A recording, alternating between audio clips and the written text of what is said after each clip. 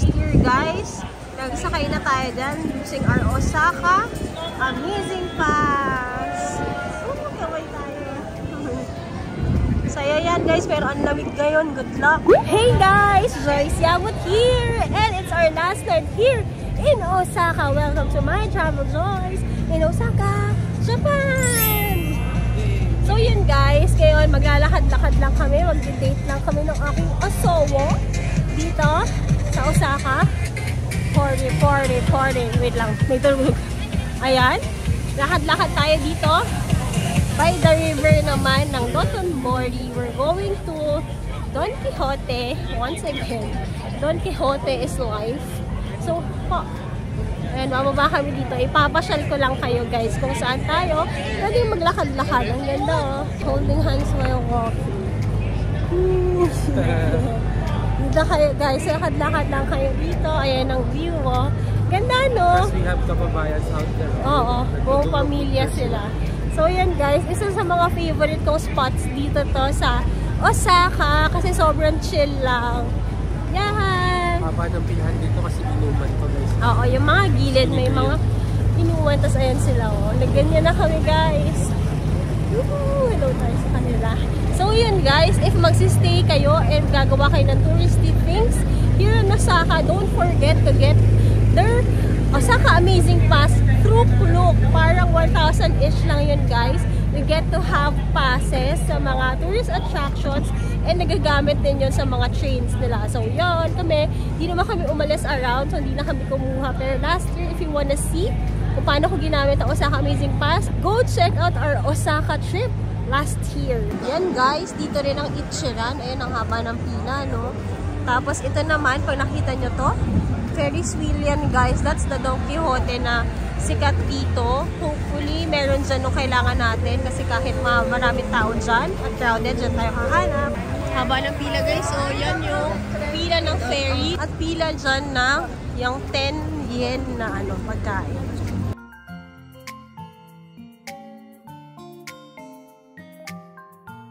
Tapos, guys, gusto ko matry ito. Ayan. 10 yen. Na cheese yung laman niya. Haba ng pila. Pasok na tayo, Don Quixote.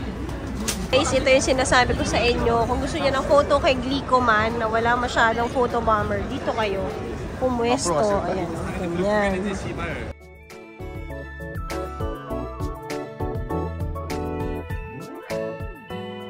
Guys, nakarating kami sa Doguyasuji para sa isang maliit na Don Quixote sa pasalubong namin sa aming baby dog na si Aki. Kasi nag-promise ang kanyang daddy. Nakakatuwa, guys, dito sa Japan, no, parang kahit anong punta, no, parang wow, lahat may pwedeng gawin doon. Ang daming kainan doon. Later, try natin bumili ng sushi. Di pa pala ako nag-sushi sa trip na to. So, yan, pasok muna tayo sa Don Quixote. Sana nandito. Ang layo na nilakad natin. Guys, kung gusto niya ng mas tahimik na Don Quixote, dito kayo magpunta. Kung kaya tayo nito pa. Ito, strawberry, oh. Huwag mo naman pakain ng pusit si Aki. Sarap nito, oh. Pusit yan, pantao yan. Silly you. Guys, ito favorite ko to. Ay, kuha tayo nito, cheese. Cheese. Cheese nga ba to? Ito, guys, masarap to. Pagka natikman ni Jello to, kukuhanan niya ako nito sigurado. Try nyo to. Kuha tayo nito, guys. Gana. The moment of truth. Meron ba? No, meron ba? Yes! Very good, Daddy! Yay! Kasi pangako namin yan kay Aki. Expiration date ba ito? Ilan? 2025 pa. Ayan. Yay! Mission accomplished. Favorite kasi ni Aki namin yan, guys. Yan, guys, the best. Don Quixote in Namba. You are here. Ayan, last tingin tayo sa mga luxury kung meron dito. Ito, guys, so tinan nyo, yung mga bags nila nakaganyan lang. Ito, Prada, Chanel. Grabe, oh. Ganyan kamahal dyan lang nakalagay. Ang dami na nito ngayon, no. Dati last year, hirap humanap niyan. Ngayon, nandiyan na lang siya lagi.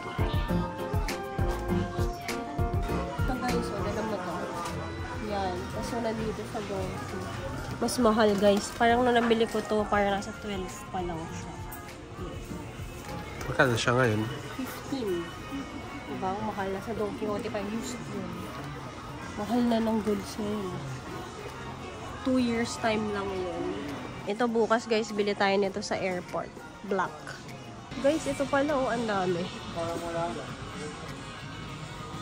Ayan, tax free. Cute guys, so ganyan na lang ako mag-work dito para lagi ako nasa Japan. Ako'y pusa. Hello! Bili ako guys ng sushi pang New Year's Eve. Ito siya guys, nag-player na restaurant siya. Pero ako, take out lang ako nito. 1,013 yen. Wala pang 400 something lang yata yan. Guys, nag-order tayo nito ng sushi. Ang price nun in peso is 405 lang. Tapos 10 na yun. Grabe, ang sarap. Kain tayo for New Year. Ikaw, anong handa mo? Handa ko ay wala. Yay! Yan ang ating pagkain for New Year, guys. At very good. It's 8:30 and nakaabot tayo. Last na tayong na-servan. Kasi nga maaga silang uwi ngayon dahil New Year na. Happy New Year! Balik na tayo sa hotel, guys. I'll be doing a haul. At mamaya chichikahan ko kayo at magmumukbang tayo ng mga kakainin ko. Baka mag-drop by din tayo sa Konbini because I'll be doing naman, alam niyo yan, yung lagi kong hilig. Bibili tayo ng mga drinks kasi yan ang hilig kong inuuwi sa Pilipinas para hindi tayo masyadong masipak sa country na pinupuntahan natin. So ayan, lakad muna tayo pabalik ng hotel. See you later! Ganda-ganda talaga dito, guys. So, we love Osaka. Ganda! Yan guys, last look natin sa area natin dito sa Osaka. Ayan tayo guys. Maganda yung area natin kasi malapit siya sa lahat. Pero ang ano lang, cons lang guys kapag gabi dahil maraming mga kabataan ang nasa area. Medyo maingay kasi by the ano kami, by the road yung room namin. Pero kung location wise at hindi naman kayo OC sa ganon, kasi ako pag tulog na ako, okay na ako.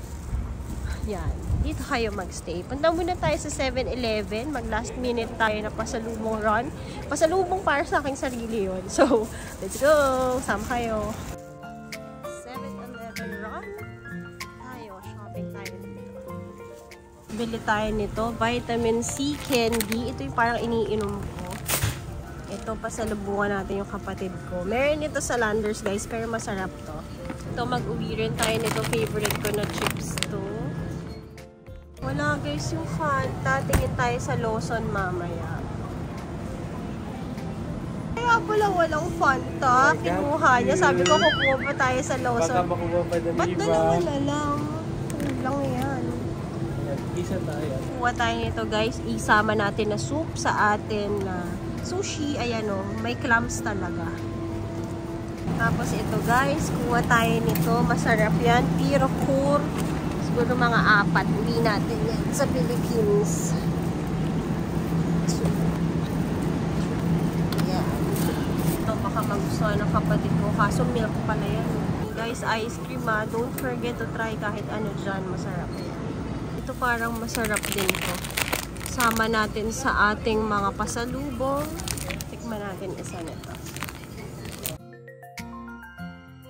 Yan ang total natin. Ganun lang sa 7-Eleven, no? Mga 700, hindi, mga 800 din. Okay, time to go home. Yan. Happy New Year na, guys. Kamusta ang mga New Year nyo? Dito tayo, magra-right na lang tayo dito sa hotel na. Yan, guys. Nakakuha pa tayo ng ibang goods. So, may Lawson. Ayan. Tapos itong isa yung ano ba to? Shellfish. Favorite ko to yan. Yan ang ating handa sa New Year. Hey guys! Joyce Yabut here! So for today, ayan, sorry nakapajama na tayo kasi guys, tinanggal ko na yung heat ko and all. Kasi kapag nasa hotel room kayo guys, usually naka-heater na sila kasi nga winter time, so you just have to open yung window. Pero sa case namin, mainit pa rin talaga. Mainitin kasi ako. So ayan, I'll be doing a mukbang. Ano na to? New Year's feast na natin to. While I do my budget naman sa buong Osaka trip natin. So, I have here a shellfish snack. Favorite ko to guys. Ayan, sa mga mahilig sa mga shellfish. Tapos, kumuha rin ako ng seaweed salad para may gulay tayo. Ayan. Kinuha ko lang to sa Lawson. Tapos, ang drink natin ay ang melon soda. Yan. And then, kumuha tayo ng sushi. Yung pinakita ko rin yan sa vlog. So, ayun. Let's start! Pinakagusto ko pala talaga, guys, sa Japanese. Sobrang perfection talaga ang mga bagay-bagay. Kung ano makikita mo sa display, yun din ang makikita mo in reality. Tapos, guys, alam mo yung worth nito? 400 pesos lang. May paganito pa. Tapos, itong parang lunchbox niya. Feeling ko may uuwi ko pa siya sa Pilipinas kasi parang acrylic siya. Ayan, pakita natin. Wait a minute. Ay, ayan. Ayan, ang sushi natin. So, yon, let's do na our budget. Ayan, mamaya na ako kakain. So, for our day 6, last December 29, going here sa Osaka, nagbayad tayo ng streetcar from Hiroshima, 88 pesos. Train naman papunta dito sa hotel namin is 88 pesos also. Tapos kumain kami sa sobrang sarap na gyukatsu, that's 792 pesos. Tapos nag-shopping ako sa GU ng boots and all, 1,596 pesos. And Don Quixote nung gabi, nag-me time ako at 3,311. So yun. So, kung may shopping kayo, ako, tulad ko, 5,975 ang ginastos ko. Pero kung wala naman, like kakain ka lang at mamamasahe, 968 lang yung ginastos ko nung December 29. So, ng December 23 naman, ito guys, shopping day talaga natin to. So, nung morning, di ba may photo shoot kami. Ang ginastos namin doon ay 300 pesos kami. So, yung mga sinishare namin ni Jello, bibigay ko na dito yung part na share ko. 50-50 naman kami doon.